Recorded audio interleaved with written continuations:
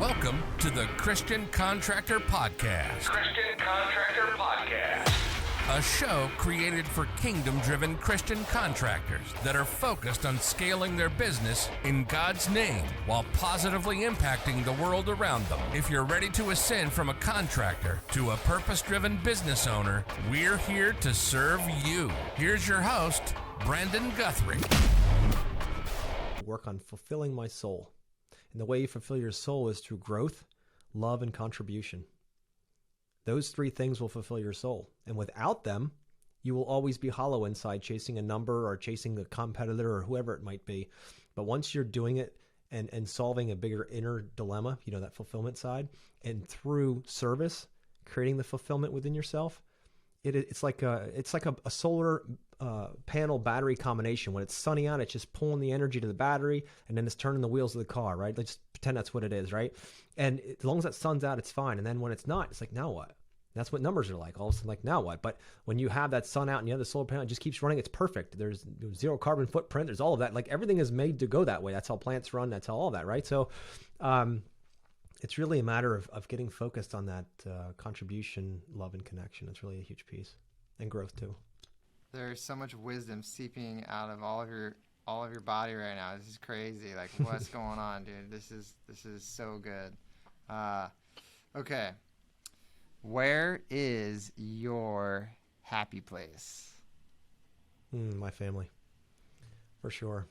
It's to be with my family and to just be with them and watch my boys grow. And as a father, you try to bestow as much information as possible, just like our fathers did, right? And they did the best they could. But there's also the side of it where they're at an age where they're not really introspective yet, right? They're kind of just trying to fit in. Like, where do I fit into this whole thing called life? And want to have friends. And kind of my oldest at an awkward age at 14 now, where he's starting to get hair in places, and he's, and the girls are talking to him, and his voice is cracking. So he's trying to figure life out on his own terms now, and all of that. But to be part of that journey with them, and I say that because it wasn't always the case, Brandon. I found that, and this is only recently that I really pulled this one out of my soul. But I was at an event, and we were working through and trying to figure out, what's some of our limiting beliefs. And one of them was that I do all of the things that I do for my family, right? That's the justification of it all, right? I'm spending all these hours working. I'm doing this stuff, traveling, whatever, helping, coaching, all that kind of stuff. And it's all for them, right? So deep down, that was my it's going to be a lot. I'm not going to see them for a week, but it's all for them. This is all real good. And what I realized, Brendan, is it wasn't true. My ego was kicking in, right? It was sneaking in the back door, trying to take all the accolades and the significance that comes with, coaching people and teaching and being part of everything and running these different businesses. And like, there was so much of an ego play in there that I had to sit back, and that one hit me right at the core, man. That was a tough one. That realization that I was doing it more for my ego than for my family, it took me to my knees, man. I bawled for a long time when I realized that. And I said, you know what? That needs to change now. So I said that all has to change. I have to start being a little bit more, a lot more present when I'm with them, because when I would go, I would be there. Like, it wasn't like I wasn't at the soccer games or I wasn't at the spelling bees or whatever it was. Like, I was there, but my mind wasn't. I was disconnected from all of that. I was completely, somewhere else. I was thinking about texts that were coming in, emails, tomorrow's calendar. What kind of am I going to do here? What's this next event? What am I going to be doing there? Like, my mind was somewhere else. So I was showing up physically, but I was unconscious around my family. My wife would talk to me. We'd go on walks and things, and we'd go for a 15, 20-minute walk, and I wouldn't remember one thing she said. I'd be there, I'd listening. Yeah, we'd have a conversation, but I wasn't there because I was so focused on everything else. And I'm like, what is everything I'm doing? If it's truly for them, why the hell don't I remember what they'd say? Why am I not there? So I had to change all of that. And I set new rituals in place that I would be present during those times, and I would be. And it took some time now to get my mind flipped around to being present and put my phone away at a certain point on the cradle. Even though it's a cell phone, I got a little cradle for it, and it disappears at about 6:30, 7 o'clock, and nobody's going to touch me until the next day. That's just what it is. And then the kids and I, we do our thing, and I'm like, I'm completely with you, because that phone takes the attention away from all that. And I said, if I am true to my soul that it is for them, then I need to show that. And I actually wrote letters to my two sons and to my wife about how I'm going to show up and how I expect them to keep me accountable.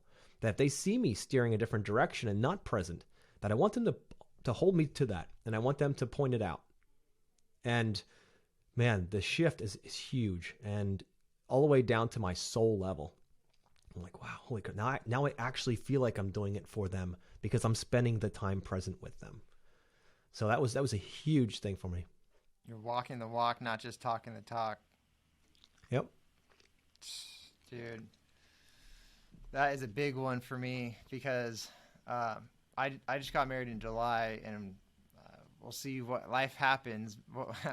See what happens. But our plan, right? Everyone has a plan, but things don't always work out as planned. Our plan is once she graduates from her master's program that we're going to start a family. And the last thing that I want is to be not present. And I know I'm in the red zone of that happening. Like, I know I am high, what do they say with the Rona, the COVID, high risk. I'm high risk. I am high risk of that. And so I feel so blessed to be here in your presence and like to just get to know you, because I know when that time comes, I know obviously you're an awesome dude. And if I ever reached out with a question and like, hey man, I just need assistance, I see myself slipping and not being present with my family, like that's a huge thing for me. I know that you will, I hope, and I'm pretty sure that you would respond and help me out there. So dude, so good. That's so much wisdom, and I can't wait for that time to come. I know I'm going to need assistance. I'm going to be calling out for just advice here and there, and because it's like a fear. It's a fear of mine that it's like I'm working towards all this, and that's great. And I say the same thing, that I'm doing it for my family. I find my why, my wife, my future kids, but I really want to walk the walk, not talk the talk. Yes. And man, I've been blessed to have other people in my life that they're walking the walk like you are, and I can see that, and I'm like, okay, it's possible. First of all, it creates believe, like, okay, this is possible. It's not just hearsay that it's possible to be present and also have this 7 businesses that you're running. So for me, that's belief, and just like obviously a resource and a relationship. So dude, thank you so much. I'd be honored, dude. Absolutely, dude. Anybody. And I'd love to help you on your journey there, because, and I'll be very, very frank with you and the listeners, it's not something that once you figure it out that it's easy. That saboteur comes back up in your mind, and that saboteur is like, oh, well, you could just answer that email now, or that phone call, or let's go down and work a little more. It'll get you ahead for tomorrow.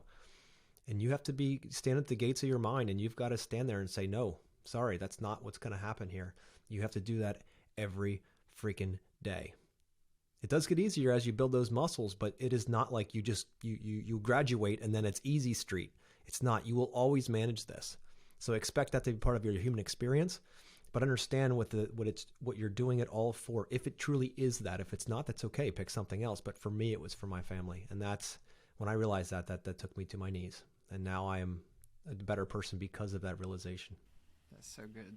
That awareness. Okay.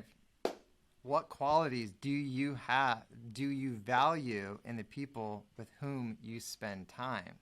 Number 1, authenticity. I have no interest in hanging around with fake people posing as something else. I have no interest in that. Loyalty. It's another huge virtue. If you're not loyal, even to yourself, it starts there. But I mean, to be loyal, being a man or woman of your word. When you say you're going to do something, it's done. You say you're going to be somewhere, you're there. You show up 100% and play full out. Those are the kind of people that I like spending my time with, because proximity is power, and you become the aggregate of the 5 people you spend the most time with. That's just human nature. That's just Tony Robbins teaches that, and he's spot on with that mindset. Because if you surround yourself with people who are barely doing anything and just getting by and not doing what you want to do, they're just kind of, for lack of better terms, living, right? Surviving is probably the better word for it. And you're going to end up having a life of just surviving. That's what it is. But if you want more from life, for whatever reason, whatever your why is, and you want more, you're going to have to surround yourself with people who are actually doing what you want. And I'm sure you've heard that before. I'm sure it's like, oh yeah, of course, Josh, that's what we got to do. We got to go out and find some cool people to hang out with. Where the hell do I even get started? Today's day and age with social media and groups and masterminds, you almost have to live under a rock with no brains if not figure out how that's possible. It's so easy to connect with people now and even start the process of watching YouTube videos or listening to podcasts like this. And then, you know what? The craziest part is one day you'll get enough courage and you'll say, you know what? I'm going to ask that person if they would mentor me, or if there's another way that I can get, more of a connection to that person, because I really emulate well with what they say. I connect well with it. That's who I'd love to become, at least right now. It's not like you're figuring out, if you're 22 listening to this, you're trying to figure out when you're 92 who you're going to want to hang around. Mentors and coaches and influences, they come and go throughout your life. And I believe God lines them up at the right time. And when the student's ready, the mentor shows up. That's just what it is, right? But sometimes you got to search it, and you're going to get no's, these kinds of things from it. But you're also going to get the right one to say yes. And then you just open to whatever that conversation looks like. And pretty soon, if you can add enough value, you become valuable to them. And next thing you know, you're starting companies together and you're doing all kinds of crazy stuff. And I say that because that was a lot of my journey, what I just mentioned, right? So when I first started out, I didn't want to ask for help. I'm a guy. I'm a pioneer. Like, nobody does it as good as I do, right? This chip on my shoulder from the cornfields of Pennsylvania, like, I can do anything, man. That's fine. But then I realized that would only get me so far. That would only get me so far in my journey, and then I would hit a wall. And then once I hit that wall, I didn't know where to go. And then that's when the saboteurs kick in, like, you're not enough. Do you really have what it takes? You're going to fail. What are they going to say? Right? And then you stand back, and that's where most business people stop, is when they have to start asking for help, and they have to start creating teams around them, and they have to start trusting themselves to let go. Trust is one of the toughest things for business owners and people in general to do, is not just because they can trust themselves a bit, but they don't necessarily trust themselves trusting others. And that's where most businesses, that's the chokehold in the business, is the mindset of the owner, right? So building the trust and the confidence within oneself is really going to take you past, typically it's about the $1 million mark is when that comes out, because you can't be the identity of the business anymore, because usually up to $1 million, you are the identity of the business. It's whatever you are, it's a mirror reflection. And then around the $1 million, $2 million, somewhere in there, you're going to find that that's not going to work anymore. And the business has to have its own identity. And that identity is some you, some the team, and some mostly your mission, right? So you have to define that mission and then get team members behind it. So we're not going to go down that rabbit hole, but the point is, it's building that within yourself and learning how to get to that point, and to trust, to learn how to trust yourself, that you're going to make great decisions, you're going to make them quick. And even if they aren't great decisions, you're going to make decisions, because you're going to find out really quick whether they're the right ones or the wrong ones, quick. It's all about quick. Because if not, you're going to spin your wheels and spend tons of time trying to make a decision that really could have been made in a second, but you wasted a week to mull it over and ask 12 people of 14 different opinions and all of this. And you're like, what does Brandon feel the best solution is? From your heart, you're given a fork in the road. Which way feels best to your heart and soul? And that's the way you take. Don't care about the other side. That's the way you're going to go. And when you always follow your heart and your soul, and you know what's right, it will always lead you in the right direction. So good. Yes. Oh, man, that's one thing I've been learning a lot. Definitely as I'm growing, I'm realizing, oh my gosh, I need to have like a mission, a vision, goals, like that everyone aligns with in my company, that is received on the customer end, and that helps me make all of my decisions. And wow, awesome, dude. So good. Okay. For sure. So before we jump into it, tell us more about you and how you help business owners. So yeah, I've been very privileged and blessed to be part of a lot of conversations with different business owners around the country over the years. I've been in business now since I was about 18 years old, and that puts me about